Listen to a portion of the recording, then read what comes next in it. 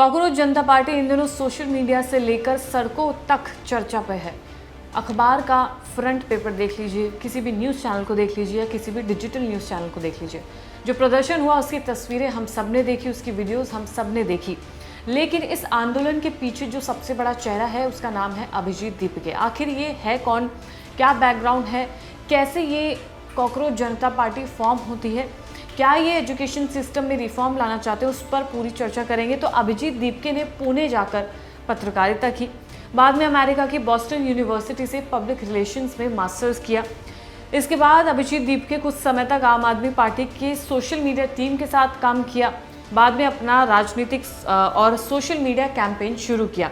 Cockroach जनता party form की गई, मजाक मजाक में ये फॉर्मेशन हुआ, लेकिन इसके जो मुद्दे हैं वो काफ़ी ज़्यादा सीरियस होते चले गए।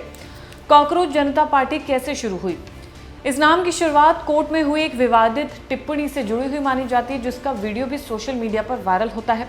सुनवाई के दौरान भारत के मुख्य न्यायाधीश सूर्यकांत से जुड़ी एक टिप्पणी चर्चा में आती है, जिसमें उन्होंने यंगस्टर्स को कॉकरोच से कंपेयर किया, जिसमें बेरोजगार युवाओं की तुलना कॉकरोच से की गई। कहा गया कि जैसे कॉकरोच हर जगह अपनी जगह बना लेते हैं, कोशिश करते हैं, वैसे ही बेरोजगार युवा भी नौकरी और समाज में अपनी जगह बनाने के लिए संघर्ष करते हैं। बस वहीं से इस टर्म को कैच किया गया। सोशल मीडिया पर कॉकरोच शब्द को लेकर बहस छिड़ी और कॉकरोच जनता पार्टी शुरू हो जाती है।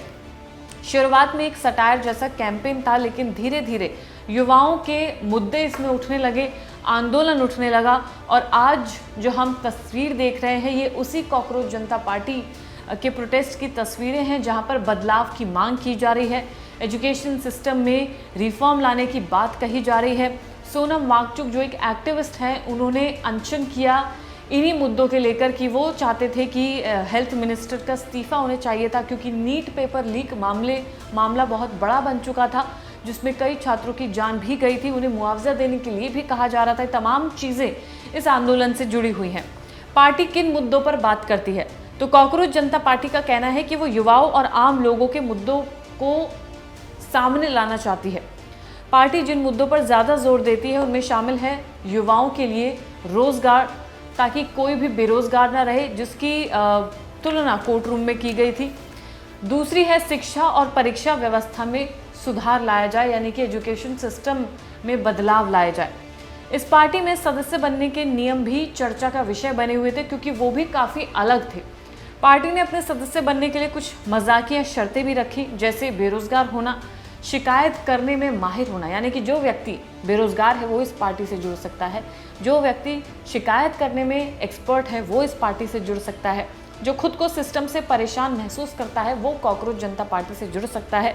इन नियमों का मकसद युवाओं और परेशानियों को अलग अंदाज में दिखाना था, यानी कि ये तमाम लोग जो इस कैटेगरी में फॉल करते हैं वो इसमें हिस्सा ले सकते हैं। प्रोटेस्ट के दौरान जेनजी भी नज़र आया, लड़कियां भी नज़र आई, लड़के भी नज़र आए, पेरेंट्स भी नज़र आए, बुजुर्ग भी नज़र आए, एक्टिविस्ट नज़र आए, तमाम लोग इसमें नज़र आए, पॉलिटिकल लीडर्स इसमें नज़र आए। अब ये आंदोलन कैसे बढ़ा? जो अभियान पहले से सोशल मीडिया तक सीमित था वो बाद में सड़कों पर पहुंच जाता है। दिल्ली के जंतर मंतर समेत कई जगहों पर पार्टी प्रदर्शन किए। प्रदर्शन में शिक्षा का मुद्दा उठाया गया, रोजगार का मुद्दा उठाया गया, सरकारी नीतियों को लेकर सवाल उठाए गए, युवाओं की तरफ से सवाल उठाए गए कि आखिर ये बदलाव कब आएगा, ये जितने भी पेपर लीक हो रहे हैं ये कब रुकेंगे, बच्चों की मेहनत बर्बाद जाती है, उनकी जवाबदेही कौन देगा। पुलिस और प्रदर्शनकारियों के बीच टकराव की खबरें सामने आई, वीडियोस सामने आई। आज कॉकरोच जनता पार्टी सिर्फ एक वायरल सोशल मीडिया कैंपेन नहीं रह गया है, बल्कि युवाओं की आवाज़ इस पार्टी की तरफ से निकाली गई, आंदोलन की तरफ से निकाली गई। युवाओं के बीच चर्चा का बड़ा विषय अब ये बन चुका है। हालांकि इसके विचारों तरीकों को लेकर लोगों की अलग अलग राय हैं, अलग अलग मत हैं। कई लोग कॉकरोच जनता पार्टी को नॉन सीरियस लेते हैं, कई लोग सीरियसली लेते हैं। लेकिन जब जन सैलाब दिल्ली में देखा गया, संसद मार्च निकाला गया और जितने भी यंगस्टर्स इस प्रोटेस्ट में नज़र आए, उससे ये लगता है कि बदलाव लाने की जो यंगस्टर्स के अंदर काफ़ी ज़्यादा आवाज़ें हैं जो उठाई गई थी। इसके अलावा अगर आपको अपडेट दे हाल फिलहाल का, तो दिल्ली के जंतर मंतर पर प्रदर्शन कर रही सीजेपी ने केंद्रीय स्वास्थ्य मंत्री जेपी नड्डा से मुलाकात की, उन्हें ज्ञापन सौंपा। मेमोरेंडम में पार्टी के 3 प्रमुख मांगे रखी गई। सीजेपी ने पहली मांग के तौर पर सामाजिक कार्यकर्ता सोनम वांगचुक को अस्पताल से तत्काल रिहा करने के लिए मांग रखी और उन्हें उनके मत का हॉस्पिटल देने की मांग रखी गई, जिसे मानते हुए सोनम वांगचुक को उनके पसंद के हॉस्पिटल जाने का आदेश दिया गया।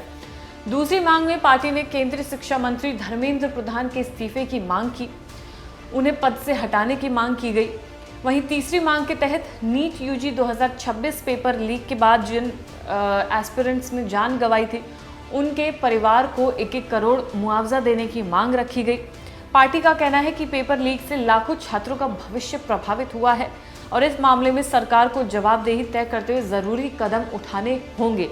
ये 3 मांगे उस ज्ञापन में लिखी थी जो सौंपी गई जेपी नड्डा को, जिसके बाद पहली मांग को मानते हुए सोनम वांगचुक को उनके पसंद के हॉस्पिटल जाने का आदेश भी दिया गया। इसके अलावा 2 और मांगे हैं जिन पर सीजेपी का जोर है कि वो उन मांगों को माने और ताकि जो उनका मुद्दा है जिस लिए वो आंदोलन चल रहा है वो सफल हो सके। इस प्रोटेस्ट की तस्वीरें हम सब ने देखी। इस कॉकरोच जनता पार्टी के जो चेहरा है वो कहाँ से आते हैं, क्या उनका बैकग्राउंड है, क्या उनकी मांगे हैं, कैसे उन्होंने इस कॉकरोच जनता पार्टी को फॉर्म किया, वो तमाम चीज़ें आपको बताई गई। इस पूरी खबर में जितने भी अपडेट्स होंगे, इस आंदोलन को लेकर जितने भी अपडेट्स हैं, क्राइम तक आपको लगातार वो अपडेट्स दिखा रहा है, ग्राउंड रिपोर्ट्स भी दिखाई गई हैं। अब जितने भी अपडेट और सामने आएंगे, क्राइम तक आपको लगातार अपडेट करता रहेगा। धन्यवाद।